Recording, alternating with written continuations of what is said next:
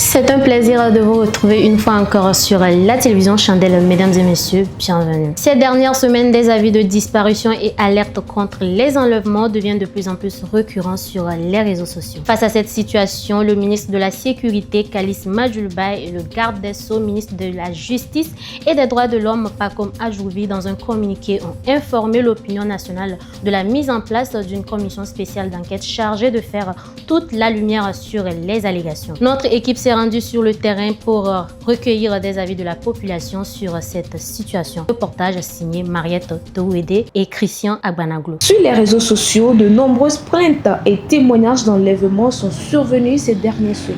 Sur ce sujet, nous avons interviewé la population. Des vieux boubou nyade, le général, elle a fait que pas un nyadre vanyam. Des vieux vanamia borona vous, qui ne pas le coval do vanyam de via aussi de la première. Nous sommes les chargés pour nous sommes les palmes. Nous le coup de faut fort somme.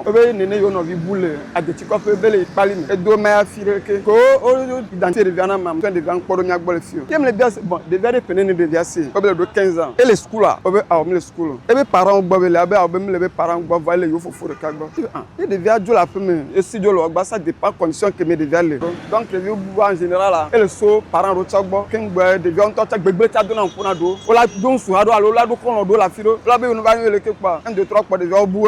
Be o le fiamé, o le kidnapper mo le joie. Depuis longtemps on va notre moto dépanner yo le koko sur le jo anya no nya make do na wa o ya be effectivement wa ele o taxi aso goza le lo me awo wo le wa palme lo me o ne fi ke o ba koko me ko de nwa me le e bi adi da tika go me ente va le dalon lo nwa me o ba koko so joa ah ça arrive souvent o la te do nwe bi be ile ya zanwa so fe la te koko jo ba do ke tovega ke ngbo la banya ame la ba jivo ibi adi de azan ke ngbe awon acha won poka wa gbo enyim le gbo be na o mu le fiamu late fa bo late fiame amela ba note akwa me la jira do fe nonu nsu enwo le yireji nya fi no nya ji no nya se de viola bu aba gbe yata ile eto efi no ben popo me na juplo la o be mi de kuku mi le koji na o ma o fonfon no ame ono so de le me. Dans le même temps, le gouvernement invite toute personne disposant d'informations fiables relatives à des cas de disparition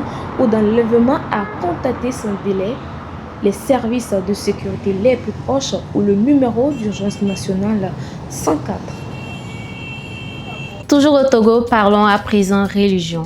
Dans moins de 24 heures, les fidèles chrétiens du monde entier entreront dans le temps de carême, une période de prière, de pénitence et de partage qui demande aux chrétiens catholiques une préparation spirituelle.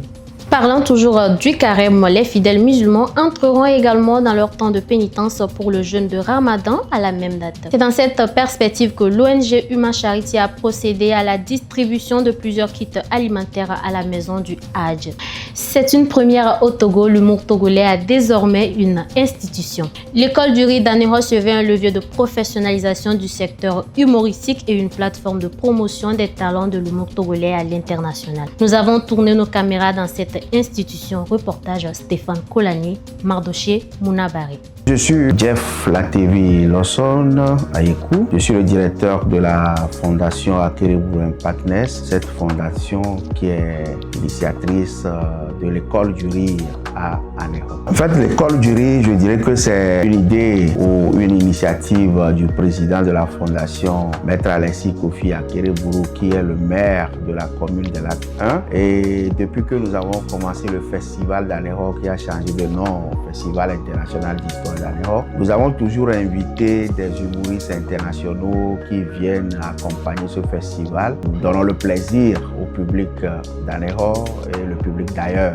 parce qu'il y a beaucoup de festivaliers qui viennent un peu partout de la sous-région de la France, de l'Allemagne. Nous avons reçu la Guadeloupe, ces pays qui sont déjà passés, le Bénin à côté, sont déjà passés au Festival international d'histoire d'Anéro. La plupart du temps, c'est les humoristes de la Côte d'Ivoire qui viennent nous égayer lors du Festival international d'Anéro. Depuis un moment, le président de ce festival a dit mais être humoriste, c'est un métier. Et il y a des écoles d'humour dans certains pays. Quand vous prenez la Côte d'Ivoire, vous prenez le Sénégal, le Cameroun et d'autres pays également, il y a des écoles pour les humoristes. Donc il a pensé, il dit mais nous avons aussi des humoristes au Togo qui font du bon boulot, mais si nous n'avons pas une école de référence, il n'y a pas une manière formelle de les accompagner, de de les encadrer, ça va être difficile parce que l'artiste doit vivre de son art. Et voilà ce dont cette idée est née. Et le dernier festival en 2025, le maire a annoncé officiellement dans son discours qu'une école du rire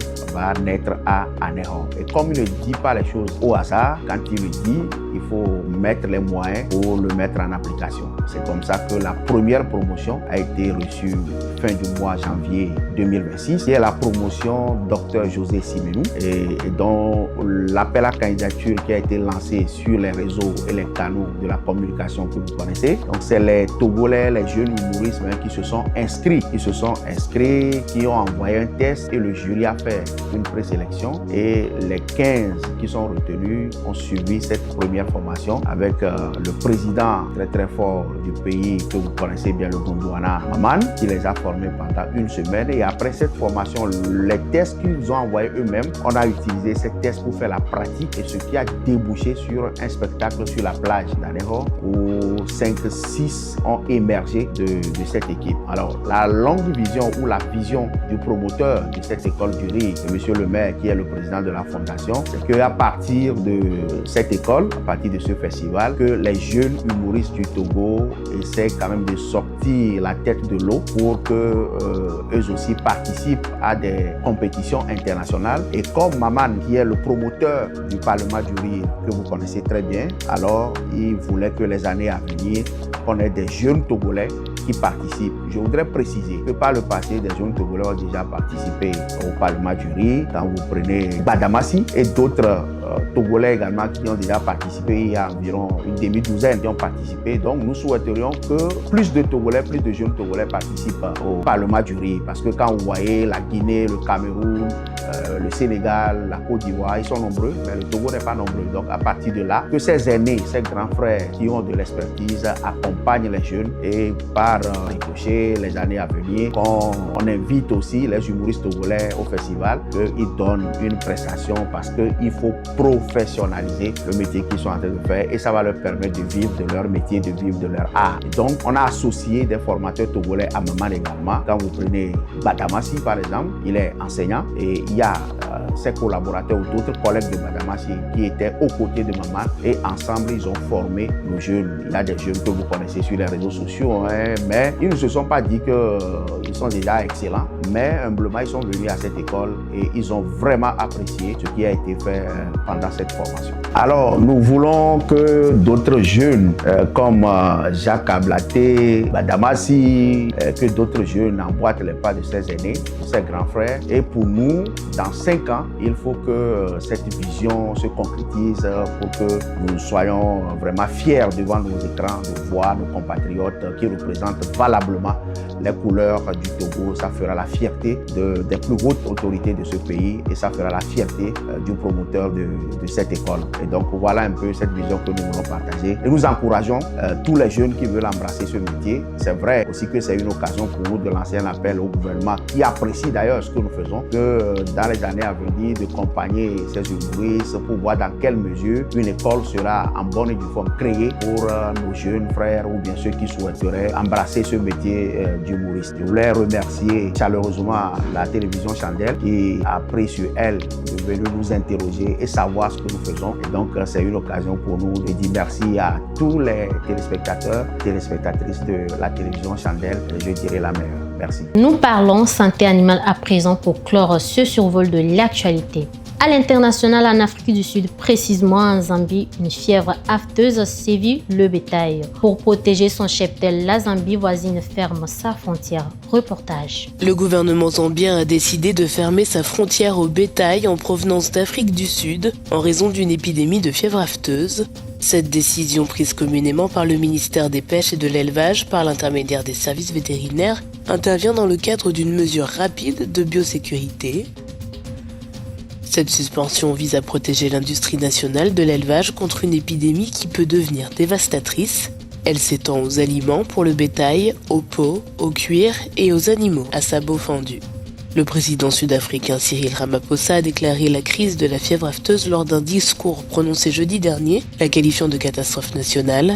Il s'agit de la pire épidémie de fièvre afteuse que l'Afrique du Sud ait connue depuis des années. Un plan a été lancé en Afrique du Sud. 14 millions de bovins vont être vaccinés au cours des 12 prochains mois. Mesdames et messieurs, merci de nous avoir suivis. On se retrouve très bientôt.